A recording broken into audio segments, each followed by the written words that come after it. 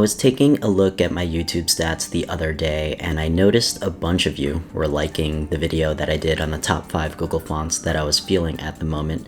And in that video, I made a promise that if a bunch of you liked that video, I would do more design videos. So I'm back here with another design video. And in this video, I thought it would be fun, since a lot of people out there in the past few months have been replacing designers with AI, that I would turn the tables around and try to replace some of my clients with AI.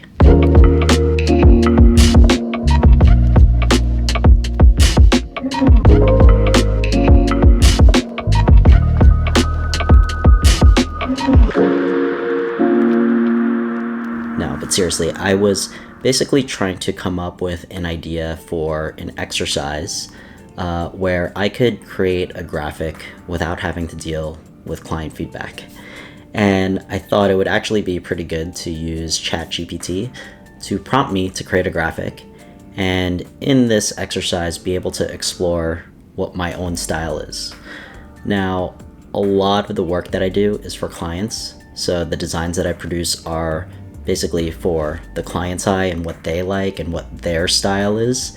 And I haven't really been able to do that many projects where I figure out what I like and what my style is, and being able to put something out there that is entirely the way that I wanted it to be, because a lot of the clients end up giving feedback and sculpting the design, and whatever I initially create ends up not being anything like what the final product is, because I'm accommodating all of the client's feedback.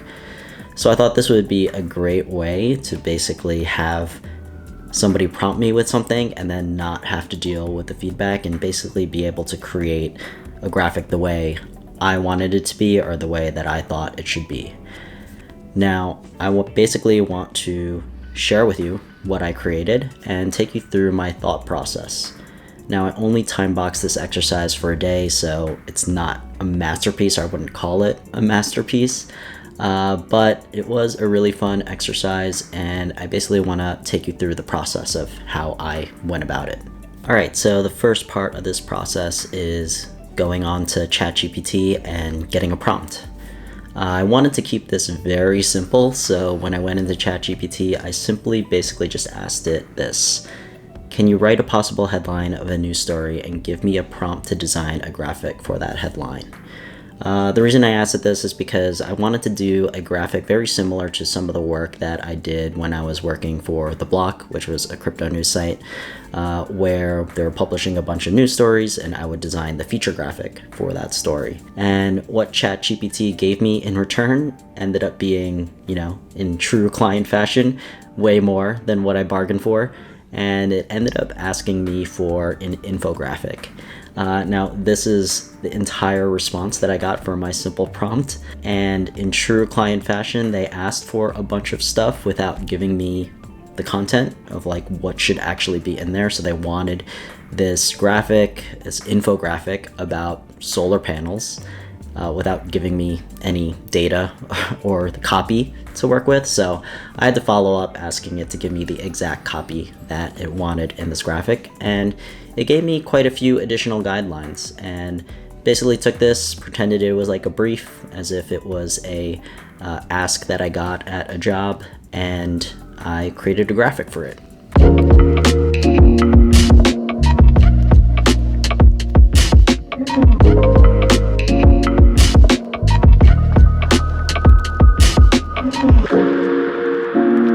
The first thing that I do when I approach any graphic is to take an inventory of all of the elements that I'm going to need for this graphic. Now, taking a look at the prompt that I got from ChatGPT, these were the 4 major pieces that it looks like that I'm going to need to create this graphic. Number 1 is a big image or illustration of solar panels. Number 2 is going to be the headline, so this headline needs to be really big and catch the attention of the user. Third is this data visualization, so it gave me this stat about the improvement of solar panels. I'm going to need to put that in the graphic somewhere. And then the last part in this prompt that I'm going to need to put in here are these key points, so a bullet of key points somewhere here in this graphic. The next thing I do after I do that inventory is to think about what I want the top 3 takeaways to be from anybody who's going to be looking at this graphic. I go even further and think about if a person's seeing this graphic for the first time, in the first 30 seconds, what are the things I want them to remember? And how I ordered this was basically the number one thing that I want people to realize in the first 30 seconds is that this graphic is about solar panels. Number 2, I want them to see this big stat about a 50% increase in efficiency. And then third, I want them to see that there's some sort of data to back this claim up. Now, they don't need to immediately see what the data is. They just need to get this sense that, oh, there's this big stat and there's some data to back it up. Now that I have my inventory and I know the priority of things that I want to communicate in this graphic, the first thing I do is basically go and try and find an image for this graphic. That's going to be the central point of this, which is that image of solar panels. Now, ChatGPT specifically asked for an illustration, but I'm going to kind of go off script here, and I'm going to expand my search to possibly include a photo of solar panels. I kind of believe that having a photo of solar panels will get the effect across. When you do illustrations or something that looks a little bit too cartoony, it takes the seriousness away from what you're trying to communicate. And I feel like for something like this, we probably want to lean towards using more of a photo. Now, I normally use some paid stock photo sites to look for photos, or if the client actually has a repository of photos of their actual solar panels, I will ask to see if they have any of those photos. But since this is AI, I'm going to have to rely on some stock photo images of solar panels, and let's just pretend that these solar panels are the actual panels of whatever company this is or whatever client this is. So for the purposes of this video, I'm going to be trying to use some free stock photo resources. And my favorites are FreePic and Pexels. So immediately went onto these sites and started just scouring all of the photos they have for solar panels. And what I'm really looking for here is something that catches my eye, or something that I feel like I could work around and incorporate into a bigger infographic. And I landed on this one image that I thought looked really clean, really nice, really big shot of solar panels that I could crop in a nice way to also incorporate the headline on top of it. I was really looking for a graphic that had some white space in it where I could combine this huge headline along with this photo and create something that looks compelling. Then I move into trying to figure out a color palette. Now, looking at the prompt that ChatGPT gave me, it said that it wanted some greens, blues, and yellows. So with this photo, I play around with the coloring to see if there's something that I like when I take this photo and try to combine it with some of the colors that ChatGPT wanted me to use in this. And as I played around with the photo, I was trying to do some layering effects on top of green. I really felt like I wanted green to be the main color here, especially since ChatGPT listed it first when it was telling me some recommendations for the color palette. And I landed on this colorization of the photo where I basically applied a layer effect on it on top of this green color that I settled on. And then from there, I started to extract some colors from this photo with this colorization on it with the eyedropper tool to basically choose a blue color. And then on top of that, I basically settled on a yellow as an accent. And that's how I settled on this color palette that I wanted to use for the rest of the graphic. Now, before I start putting any content into this graphic, I want to figure out what my typography is going to be. Since this is for AI, it's not for any client, and I don't have any brand guidelines, I have to basically choose this for myself. And I'm gonna, like I did in the other video, go onto Google Fonts, since all those fonts are open source and free to use for any projects. I'm gonna go through there and try and figure out what typography I want. And what I ended up settling on is a combination of two fonts. The first one that I found, I was specifically looking for a mono type font because I wanted to elicit this feel of like coding and technical sort of effect to it. So I was looking at monotype fonts, and I settled on DM Mono as my first font, and this wasn't going to be my big font. It was going to be kind of more of a supporting font for labels, and just to give that little essence of technical encoding sort of aspect to this. And then the other font that I settled on for my big headline is a font called Shipstead Grotesque. And I really wanted to go for a clean sans serif font. I felt like I couldn't resist but make something feel adjacent to ChatGPT and AI, since that is the client requesting this. And for something so big as a headline, I wanted to use something very readable and clean. I didn't want to choose something that had too much character to it that would distract from just reading the headline. The next biggest thing that I want to work on here is the headline.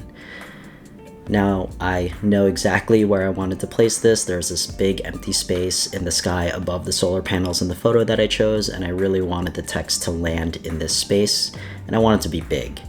And as I mentioned in the terms of what I wanted to prioritize as far as what is grabbing the viewer's attention, I really wanted them to focus on that 50% increase in efficiency line. Now, the next piece is this data visualization. So ChatGPT gave me a very simple stat, which was these were our solar panels before, and here are our new solar panels, and just showing that 50% increase.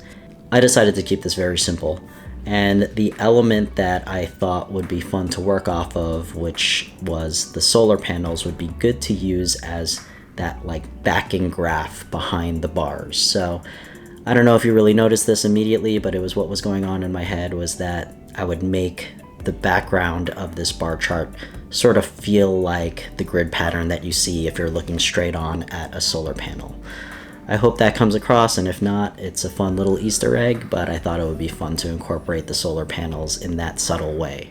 Now on to the last piece, which are these key points. Now ChatGPT gave me these pretty wordy bullet points that it wanted to add onto this graphic as well. And I also decided to keep this relatively simple and just do a icon treatment where the icon lives where the bullet point would live. And since this was time boxed to a day, I didn't have time to do any elaborate icons for this. So instead, I resorted to Figma Community. And Figma Community is a good place to find some really cool resources. And a lot of folks out there have put up some really cool line icon sets, or icon sets in general. So I recommend this if you are looking for icons in a pinch. You don't need to have a Shutterstock account or anything like that. A lot of people end up going to sites like the Noun Project, which I also recommend as a good resource for icons, but I ended up looking on Figma Community and I found this really cool icon set, and I use that as the basis for the icons that I'm going to use in the key points. And I made a very simple list out here. I think in hindsight, after looking at this a few weeks later, I could have been a little bit more creative here, but this is what I settled on here. Very simple, very clean. You immediately get a sense that, okay, there's like some data points here to back this up, and they're readable, so didn't do anything too crazy here to distract people from just reading what the text is. Once I settle in on exactly what I want my graphic to look like, that's when I convert it into one that uses auto layout. The big advantage to this is, that editability, and you don't have to always realign things if things end up shifting because you made a modification to an element in there. That was a very brief breakdown of how I approached this graphic and landed on this end result. Now, what did I learn in all of this? Number one, I would say that I got a little bit more practice doing infographics, and I would say that infographics are a weak spot of mine when it comes to graphic design. I haven't done too many of them, and I would say working with a whole ton of copy is not really my strong suit. I just like making really cool visual graphics, so I got a little bit more exercise doing infographics and working a little bit more with content, copy, and text. So I just got to exercise those muscles a little bit more. Now, would I say that this was my style? Looking at it now a few weeks later, I would say, it does kind of look like something that I would call my style. The color palette specifically are colors that I've been trying to work with a lot in my personal projects and my personal website. And yeah, I feel like the photo and the way that I cropped it was something that I felt like looked really cool. And I stuck with that and I went with that, and it is really a major part of this graphic. Now, would I say this is a graphic that I'm proud of? Now that I'm looking at it a few weeks after the fact, I'm seeing all these little things that I'm like, oh, I maybe would have done that differently. And after a few days too, I've come across a lot of inspiration and graphics that I've seen that I've thought in the back of my head after having created this graphic in a day that I would have been like, oh, that would have been cool to try out for this infographic. So if I were to come back to this graphic and make some edits to it, there's definitely like big changes that I could try out here that could make it look a little bit better. But I am proud of it because it is something that I just created very quickly in a day, and this was basically the first thing that came to my head, and I put it down. And now that I'm looking at it, especially that it's in this like cool mocked up display, I do think it looks cool. I am pretty proud of it. I mean, I'm making this video on it and I'm proud to share it in this video, so yeah, I guess I'm proud of it. Now, the last thing, did I have fun? Yeah, I think I did have fun. I feel like, as I mentioned earlier in this video, one of the most frustrating things when I'm working on client work is that feedback phase. I'm going to be honest with you, there's a lot of times when I receive feedback from clients that I don't necessarily agree with, but I just have to do because it's what the client asked for, and that's what they want to see. Even though I disagree with it, I have to do it. And this didn't have to deal with the feedback. So for that reason alone, I thought that this was a pretty fun project. So as I said, if you enjoyed this video, hit the thumbs up on this video, and I have a bunch of other ideas of what I would have ChatGPT prompt me to create. So if you want to see that, I'm going to be taking a look at the likes on this video, and yeah, maybe I'll do another one.